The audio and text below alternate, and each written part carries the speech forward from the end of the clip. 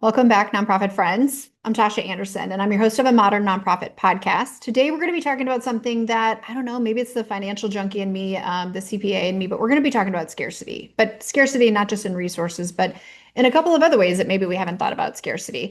I know a thing or two about scarcity as it relates to financial budgets and numbers and dollars, right? In my background as an accountant, but I'm certainly not an expert in this space, but I found this conversation really interesting. We're going to be talking about scarcity in the nonprofit space and what that might mean for nonprofit leaders. But I am, like I said, not an expert in this space, Pierre. That's why we brought you on board, right? To have this conversation and talk a little bit about the work and the study that you've done in this kind of topic, and share with us some maybe insights that we haven't thought about before. Before we dive in, Pierre, you are the regional director for North America at the Center for Public Impact, and you've actually studied scarcity and how it affects nonprofits, the culture, the leadership, and all of the things. And hopefully, you're here to give us some more insights on that. And I don't know, maybe some tips on how to stay clear-minded when resources are lean. So, first and foremost, thank you for taking time out of your busy day and having this conversation with us. Thank you. It's a delight to be here.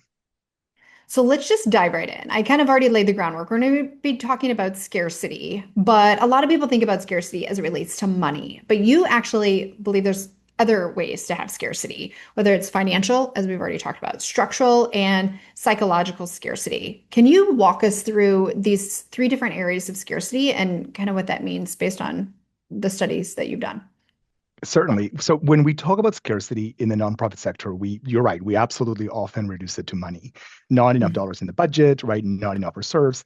And of course, financial scarcity is real, right? Funding cycles keep organizations in a hand-to-mouth type of mentality, if you will. Or there are Mhm. short-term grants that reward outputs over outcomes.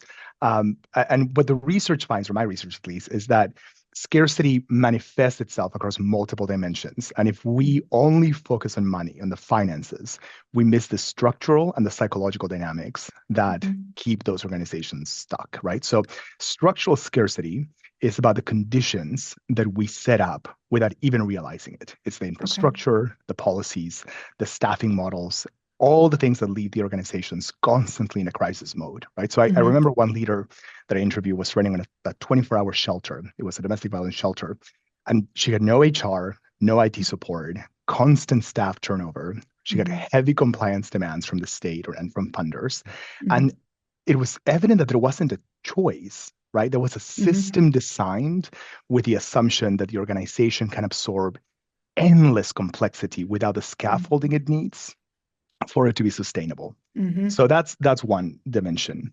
Then you also have psychological scarcity or scarcity mindset, which has been researched and talked about by a number of other scholars. But when you've been under resourced for so long, that type of state begins to shape your world, the worldview, the mindset Mhm. that you adopt, right? So leaders and the staff start to feel like they cannot slow down, that they Mhm. can't say no, that they cannot Mhm. take risks, right? Because one wrong move could cost them funding or credibility. Mhm. So in that kind of situation, scarcity then just becomes a self-perpetuating cycle. So I remember one Mhm. organization that I worked with, staff were holding on to expired donations, Mhm. even when they were creating fire hazards Mhm. because of the crowding in that Mhm. space, right? And so that instinct to hold on to everything, even when it's no longer useful, comes from Mhm. fear.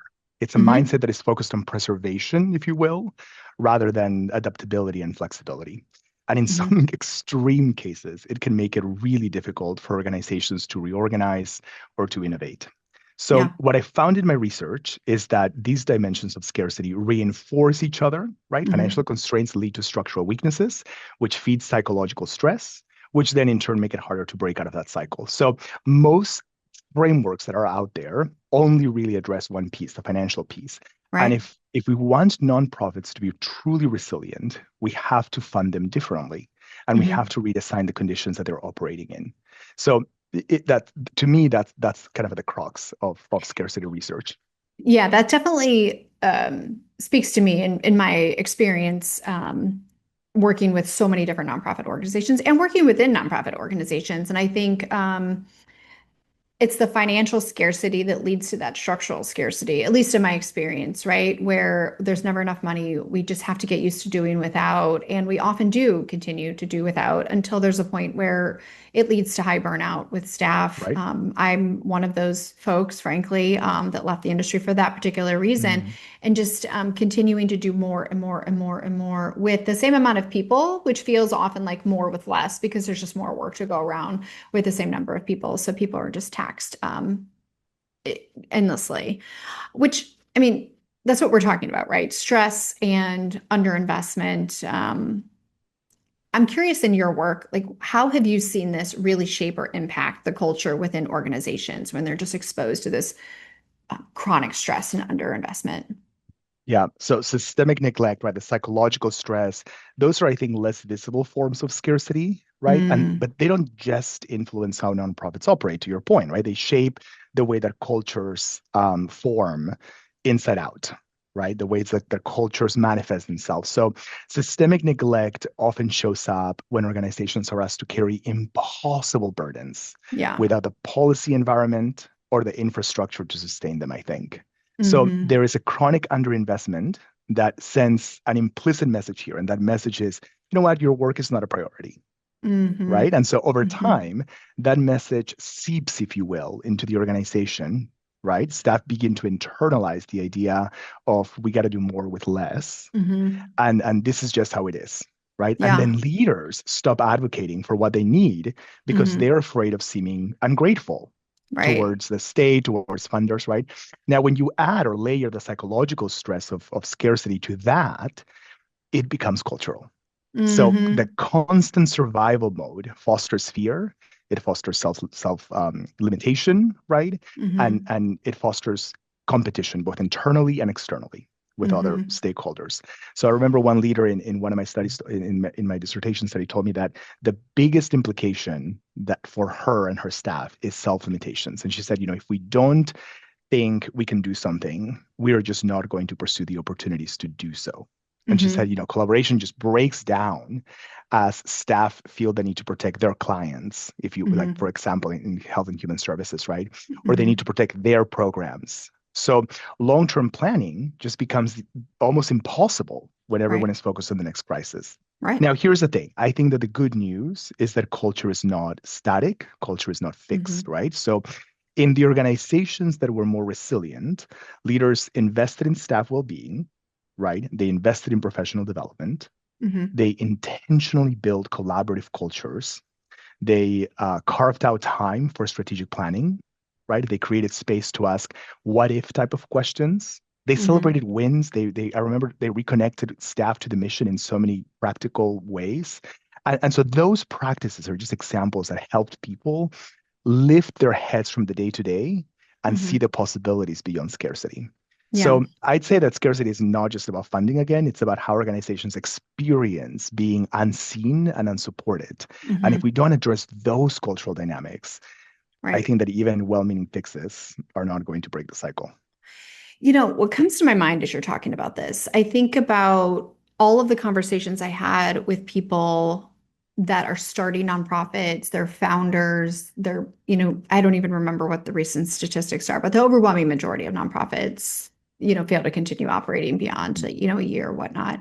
And I've seen so many founders, especially with very well-meaning intentions, get into starting a nonprofit, not realizing what it takes to actually survive and sustain. And when I say survive, I mean not living in this scarcity mindset, which quite frankly, it seems like the majority, I mean, statistically would show that that is the true. I'm curious, like, I've seen so many founders do some pretty radical things, like work many years without getting any sort of compensation, cashing in their 401ks, taking out mortgages on their homes, like quite literally bankrupting themselves to get this thing afloat. And while I recognize and appreciate where the intention is to get these organizations and solve these really important issues within the community, sometimes I feel like founders are willing and able to weather conditions that maybe the average person can't, shouldn't, whatever. Mm. And in some ways, I feel like that might contribute to the scarcity mindset. And I guess my question is this, is I'm just thinking this through and speaking out loud while I'm thinking it through, it's almost like, what responsibility do we have as leaders of nonprofit organizations to draw the line in the sand and say, while scarcity has been true for our organization, but we truly cannot keep putting our people in these conditions. What did you call it? Systemic neglect or something?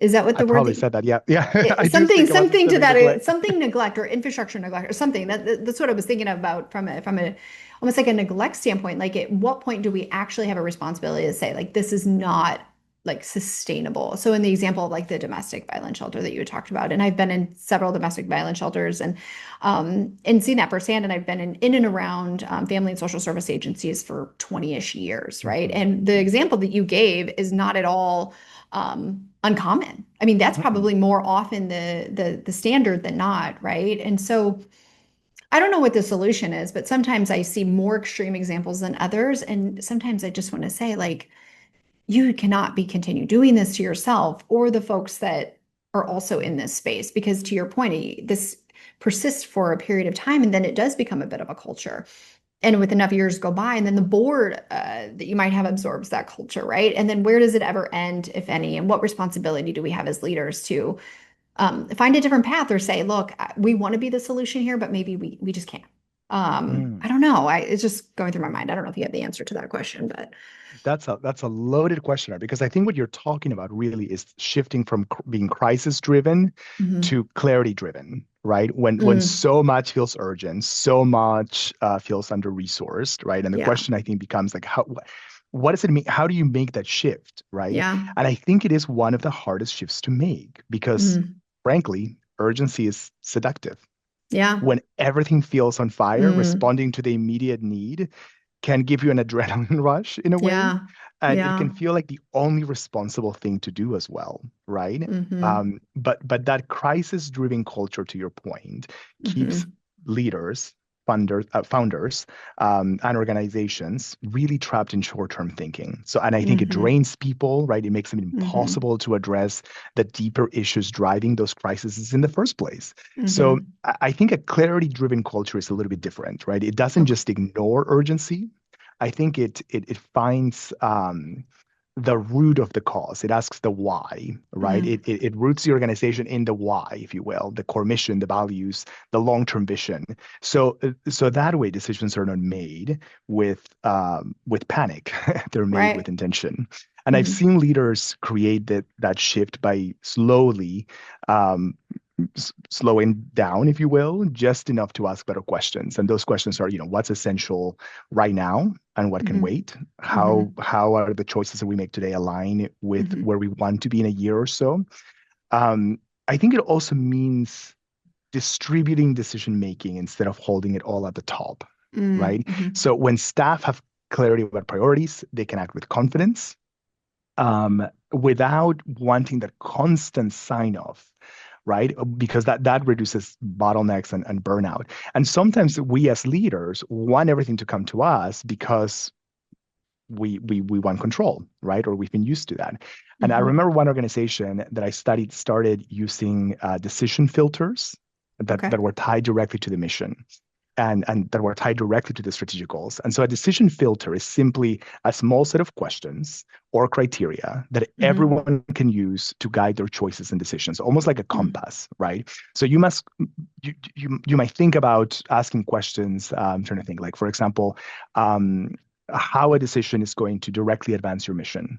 mhm, Will this decision strengthen or will it weaken our core programs, right? Can mhm, we mhm, realistically execute this well within the resources that we have? So, and if staff cannot answer those questions with confidence, with clarity, or if the answers are a mhm, little bit mixed, right? mhm. That's a great signal, a great data point to escalate that decision at the level Yeah. rather than just pushing through it in a reactive manner. So over time, those filters are become those guiding questions or standards. They just become second nature, almost Mhm, instinctive mhm, for all the staff, right? And they help literally everyone in the organization make consistent, values aligned decisions, even under pressure. So I'll just say this: that clarity driven cultures, I think, also invest in the basics mhm, that crisis driven cultures often sacrifice.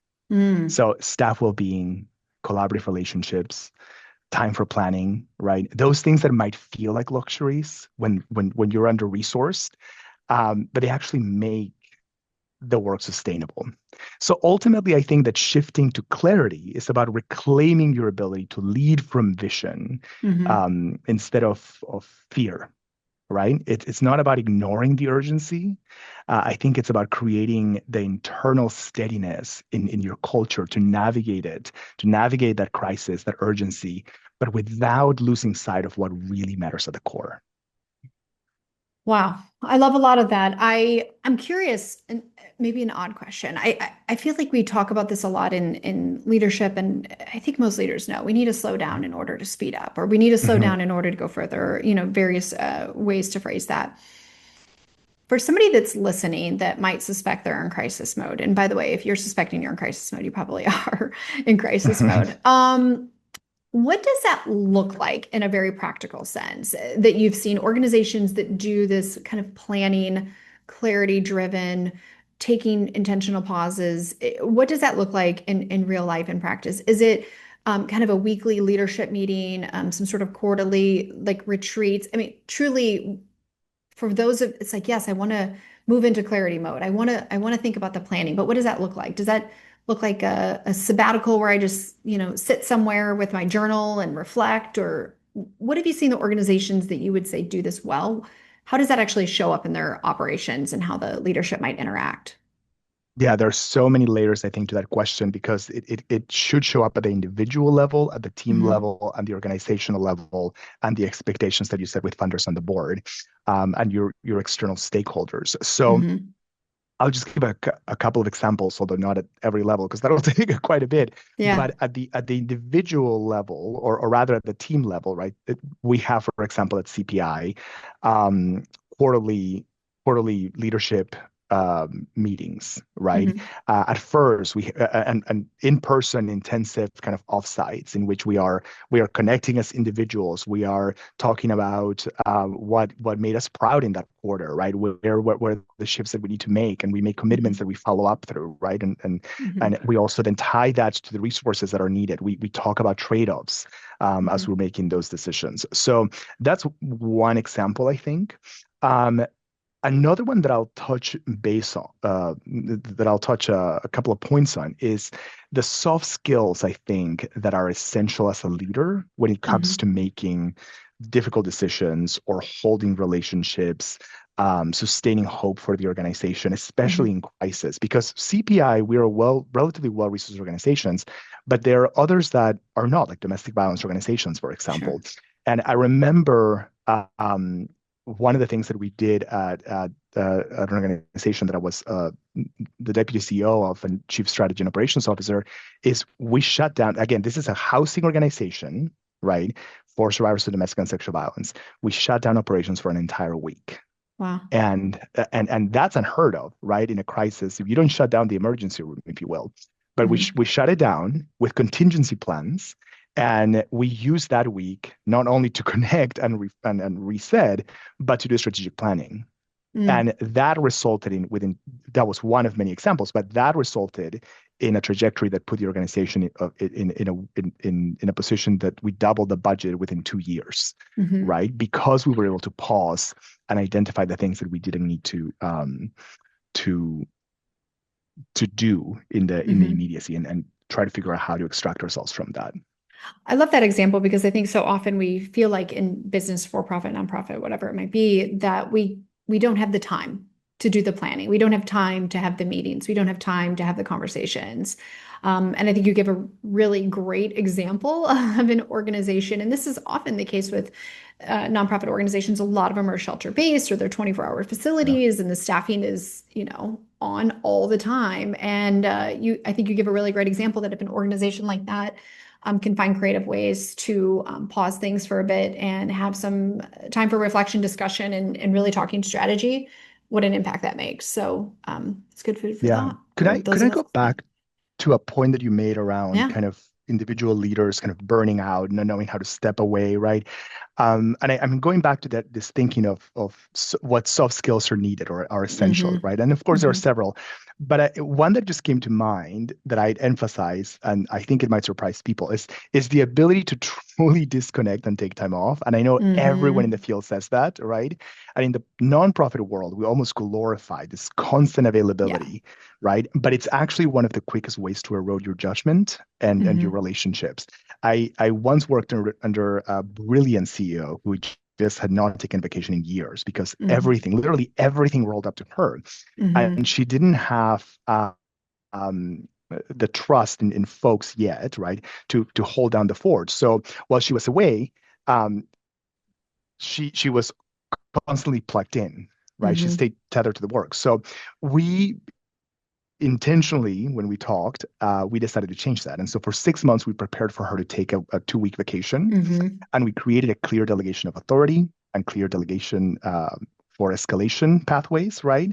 So Mm-hmm. that if staff needed something from her, they thought they needed something, they would come to me first, and Right. I would decide whether it was necessary to involve her or not. So Mm-hmm. she later told me that just going through that exercise, it was the first time that she was able to truly just relax and disconnect.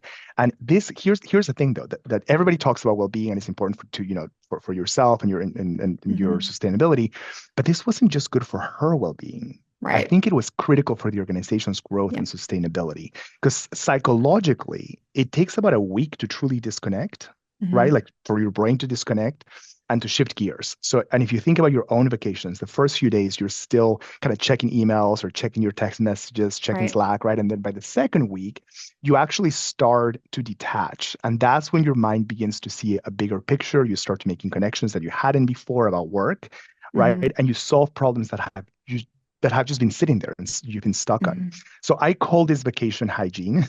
And it's Mm-hmm. not just the act of taking the time off, but it's how you prepare for it and how you take it, right? So leaders need to normalize, I think, that process because when we model healthy boundaries, we just create that space for others to do the same.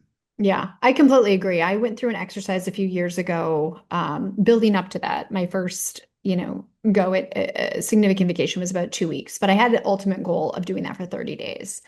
And it's a really incredible exercise going through the process of, like you said, figuring out the chain of command for, different decisions and who's responsible for what. And I really like the exercise of intentionally setting yourself up for, like you said, 2 weeks to start and then figure out, okay, what questions did the team really have a hard time answering or decisions that they had Mhm. making? And then you start putting in corrective action to make sure that that's covered for next time. Yeah. And then to step out of your seat for a full 30 days, which for most people, that's an entire cycle of, payroll and billing and maybe hiring and any sort of other operational things. And it's been really eye-opening and still something that I try to do fairly regularly. Yes, it's good for me, but also I think it's a great pressure test for this organization. And I encourage all leaders of organizations to do that because we don't want to realize how critical it is to have someone in seat until they're not able to be. And then, by Mhm. the way, let's not dismiss like the pressure of that person feeling like they can never actually unplug, even if they wanted Yeah. to. And I'm not necessarily talking about a beach, vacation. Sometimes it's life happens, right? It could be That's a right. medical leave or something. And if you're still, like you said, tethered to your work while you're dealing with a crisis in your personal life, that really leads to burnout. I've had personal experience Mhm. with that as well. So Yeah. I really love that you bring that up. I'm curious about going back to the soft skills and maybe some other soft skills. I'm curious if you have any research on this. I also want to go back to the soft skills and as it relates to something else you said. I think you said that, God, what did you say it was? Something about chaos or urgency is it's something you kind of default. It's attractive. It's something that you want to respond to. I can't remember the exact words that you Urgency is used. seductive, is what I Yes, say. seductive. I was like, I don't want to use the wrong word because that would be awkward. But I love that because I see that in real life. But even to take a little bit of a different spin on that, urgency is addictive or just Mm, it's like a habit, right? And I've seen this so often with my organizations if they have a chaos culture, right? Primarily driven by maybe the type of organization they are, right? I'm thinking of maybe mhm. like a domestic violence shelter or a homeless shelter or something that creates a lot of unexpected things that pop up all the time, right? And it's interesting under certain leadership, it might feel a bit like chaos is the default or everything is urgent, everything is an issue, everything is a crisis. It's almost like I've seen teams not be able to differentiate between what's truly urgent crisis, and it's kind of a blanket approach on how we deal with all things, Hmm. large, small, insignificant, significant. It's just everything has a bit of intensity to it that I don't know if I suspect that maybe some people that work in nonprofits, they're never able to kind of de-escalate or just kind of operate in more of a calm space because they Hmm. just have this like heightened sense of being that comes from the scarcity and the work that they're doing in a chronic way. I don't know. Is that something that you've seen? It's just an unofficial observation I've made. No, I think you're absolutely right because you almost become what you practice, Mm-hmm. unfortunately, right? Mm-hmm. And when you're practicing reactivity and response all the time, then you can tend to approach every problem with that same intensity. Mm-hmm. And there's nothing necessarily wrong with that if if every problem were a true crisis, right? But to your Mm-hmm. point, part of the muscle that we haven't developed as leaders or as people who just working nonprofits is the muscle to discern, to differentiate between what's truly Mm-hmm. urgent crisis, Mm-hmm. and what merits pause, Mm-hmm. right? And even when I worked in domestic violence, I would say we work in emergency, we work in crisis, and my CEO used to say this too. It doesn't mean that our people have to be in crisis, right? On Mm-hmm. and what we often match crisis with crisis crisis orientation, right? Crisis Mm-hmm. attitude, and that just exacerbates the issue, right? Mm-hmm. Oftentimes you need intentionality, pause, and linearity or process to the crisis. And so again, that becomes a muscle that you practice. Mm-hmm. And the way you practice it is, here's the other problem, is you don't do it alone, right? You have Mm-hmm. an accountability partner who is who checks your crisis mode, if you will. But Mm-hmm. what happens oftentimes in scarcity, in nonprofits that have a lot of scarcity, is you are confronting that crisis by yourself. Mm-hmm. And when you do that, then it really is a crisis because you as an individual are overwhelmed.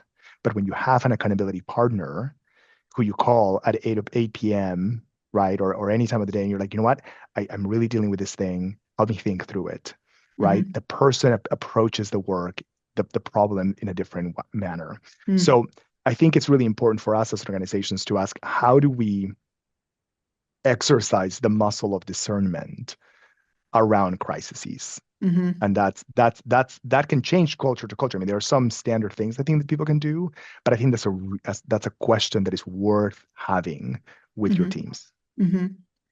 Which then brings me to my next thought of just all of the stakeholders and all of the relationships that leaders of nonprofits are left dealing with, whether it's, your funders and your board and your Hmm. staff, maybe your own friends and your family, all of the things for all of the people, you often find yourself in that position. I'm curious, like, how have you seen nonprofit leaders, or what would you say to those that are struggling to kind of meet the demands of all these relationships and, um, trying to prevent burnout in whether it's in their work life, their personal life, or even worse, like hurting relationships long term? Yeah, the competing expectations, right? I think can feel endless, Mm-hmm. especially in moments of constraint or scarcity, right? So Mm-hmm. funders want measurable outcomes, right? Yeah. But they often fund short-term programs. Boards want you to be visionary, but they also want you to be fiscally conservative, all right? Mm-hmm. Staff want Mm-hmm. want stability and flexibility, and clients in the communities that we serve need more services than your Mm-hmm. organizations can realistically provide. So, and even your own families, our own families, right? Mm-hmm. Um, have needs as well. Your own or those of staff, Right. the families of staff, I'm thinking, they have expectations about time, expectations about availability, right? Emotional Mm-hmm. presence, right? Mm-hmm. And so the tension, I think, is that all of those expectations are actually legitimate, Mm-hmm. right? They are there for a reason. They're legitimate, but they often pull leaders in opposite directions. Mm-hmm. And so one of the biggest mistakes I see is trying to meet every demand equally. Mm. That's a really fast track to burnout. And Yeah. that's a really fast track to broken relationships. So, what I've learned is that I think you need three things. I'm sure you need more, but three things that come to mind are clarity, transparency, and boundaries. And that seems to have Okay. worked really well for me. So, first, to be clear about what's most important right now. Right. Okay. That's where decision filters, for example, right? Like the ones we talked Mm-hmm. about earlier, become really, really important. So if a request or opportunity doesn't align with your mission or with your strategic priorities, you have to be able to say no, or you have to be able to say no now. Mm-hmm. Right. So that's one. That's the clarity piece. Second, being transparent about the why. So I have found that there are funders or boards, staff, that they respond much better when you're able to articulate the trade-offs of a decision, right? Saying, here's what we're prioritizing, here's why, here's what it means for Yeah. other areas of our work, right? That goes a long way in maintaining trust, Mm-hmm. even when people don't love the decision that you make, right? And then, so that's a second important category. The third one I mentioned was boundaries. And as a Mm-hmm. leader, you cannot be all things to all people, right? So Right. you have to decide how much access you can give to each stakeholder group without compromising your well-being or the organization's health, right? Mm-hmm. So you have to model that for your team as well. But I will just be the first one to say those boundaries can come at a cost, right? Yeah. So staff, for example, might sometimes experience you as distant or hard to reach. I've Mm-hmm. certainly gotten that feedback myself, right? And I Mm-hmm. think the important thing is not to take it personally, but to treat it as a data point. Okay. So it's a prompt to pause and ask yourself, do I want to shift and reconnect more right now with staff? And the answer can be no, by the way, right? So Mm. that's where transparency becomes really critical. I've said to staff before, hey, look, I heard you all. I know that I'm absent. I'm going to be absent even so more for the next 2 weeks because we have this Mm-hmm. huge due date for a grant that we are putting in, right? Mm-hmm. And Mm-hmm. here's when you can expect me to become more available, right? So Mm-hmm. it's that transparency and communication. So that kind of communication, I think, builds trust because you're Mm-hmm. naming what's happening and why it's happening and bringing people into your circle, right? Rather than leaving people to wonder. So the reality is that you're going to disappoint someone. That's part of leadership. That's part of just Yeah. being a human, in the world of 8 billion people. So, but if you lead with clarity and transparency and with care, with boundaries, I think you can navigate those competing demands without burning out or burning bridges. Well, that's very validating for me. I often say, I think in every episode I do this, I don't know, I think I do this podcast for my own benefit because the whole clarity, transparency, and then boundaries is really important. And I love, the almost the opposites of what everybody is looking for. What really Mhm, resonated with me, because of my team, it's I want stability, but I want flexibility. Or, mhm. you know, you could think about the visionary with a CEO. Okay, your board wants you to be visionary, but they also want to know the very tactical operational things that you're doing and hold you That's accountable right. to that. Or your funder wants you to be innovative, but we're only going to pay you for these very specific things and it needs to be evidence-based or whatever it might be, right? It's like these seem in contradiction. And I don't know, I didn't want to hear that where you said they're all valid, because I was hoping you'd say, no, they're not. Like, but the They're reality valid is, I for think you're someone. right. Yes, They're well, I they're think, valid for someone, right? Might not be valid for right. you. Right, exactly. I love that because I think it speaks to, yeah, they're all valid in some regards, but I love the reflection of, is this now the right time for this? Is this the effort or energy that I need to put into these particular roles or these particular relationships or these particular initiatives? And giving yourself the space to say no, not right now. And I think that I don't know, me, I'm guilty of that, certainly as a leader of a business, but also I think for nonprofit organizations, especially, it's really tricky because we have opportunities that present itself.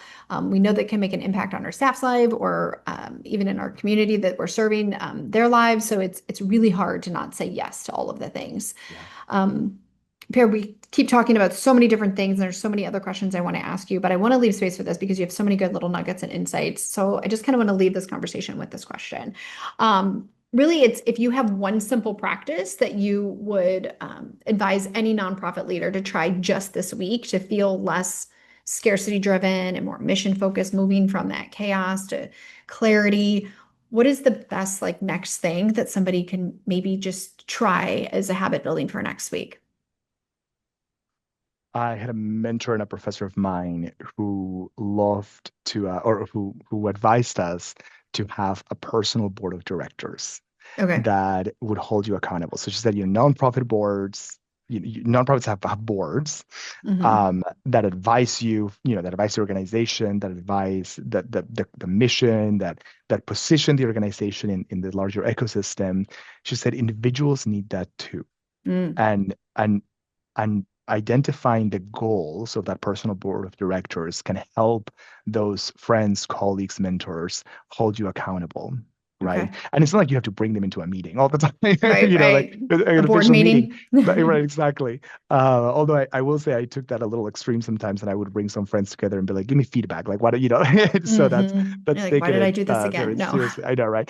But having those people whom you check in and trust and become your moral compass, ethical leadership compass becomes rejuvenating, right? Hmm. It seems actually counterintuitive in the sense that investing in creating a personal board of directors, as she called it, takes time and Hmm. energy, right? It means that you have to pause and think, how do I want where do I want to grow in the next year? How do I want to be held accountable? What kind of behaviors do I want to shift? Hmm.